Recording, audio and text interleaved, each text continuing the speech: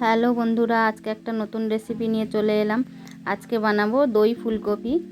100 গ্রাম টক দই লাগবে। আর এখানে আমি মশলাটা বেটে নিয়েছি। দুটো বড় সাইজের পেঁয়াজ, আদা, রসুন আর কাঁচা লঙ্কা বেটে নিয়েছি।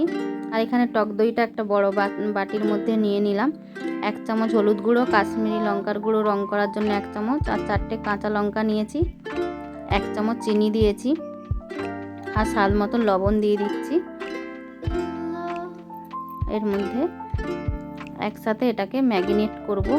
আর এটা গুঁড়ো গরম মশলাও দিয়ে দিলাম। ফুলকপিটা আমি আগে থেকে ধুয়ে তুলে রেখেছি, একটু নুন জলে ভিজিয়ে রেখে তারপর জল ঝরতে দিয়েছিলাম।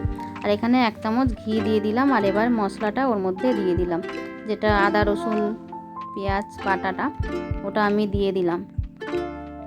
এবার আমি ধুয়ে রাখা ফুলকপিগুলো ওর মধ্যে সব দিয়ে দিচ্ছি, জল ঝরানো ফুলকপিগুলো। এবার ভালো করে এটাকে ম্যারিনেট করে নেব। ভালোভাবে মাখিয়ে এটাকে আধ ঘন্টা মতন ঢেকে রেখে দেবো। এই যে এইভাবে পুরো মাখিয়ে নিয়েছি। আধ ঘন্টা আমি ঢাকা দিয়ে রেখে দিলাম এটাকে। আধ ঘন্টা পরে আমি কড়াইতে গ্যাসে বসিয়ে দিয়েছি। এবার আমি এটায় সাদা তেল দিয়ে দিলাম 2-3 চামচের মতন। এবার গোটা গরম মশলা ফোড়ন দিয়ে দেবো এর মধ্যে। 2টো এলাচ, দারচিনি আর লবঙ্গ দিয়ে দিয়েছি, আর 2টো তেজপাতাও এর মধ্যে দিয়ে দেবো। ভালো করে মশলাটা একটু ভাজা ভাজা হয়ে গেলেই আমি এর মধ্যে দিয়ে দেবো 15-16টার মতন তোমার কিশমিশ।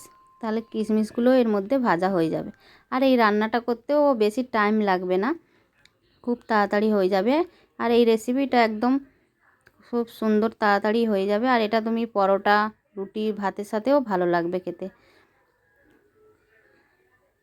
আমি এবার কড়াইয়ের মধ্যে সব ফুলকপিগুলো দিয়ে দিলাম, আর দইগুলো সব মুছে ওর মধ্যে দিয়ে দিচ্ছি।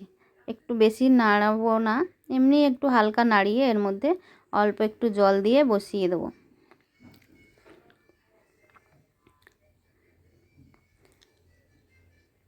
তোমরা নুন মিষ্টিটা একটু চেক করে নিও, কারণ এটাই তো একটু টক দই আছে, তাই একটু মিষ্টি দিতেই লাগবে। আমি এবার অল্প জল দিয়ে দিলাম।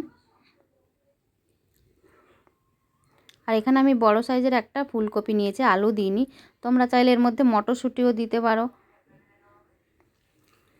এই যে আমি ঢাকা লাগিয়ে দিলাম কিছুক্ষণের জন্য, দেখো ফুটছে। এই দেখো এবার আমার কালারটা কত সুন্দর চলে এসছে ফুলকপির।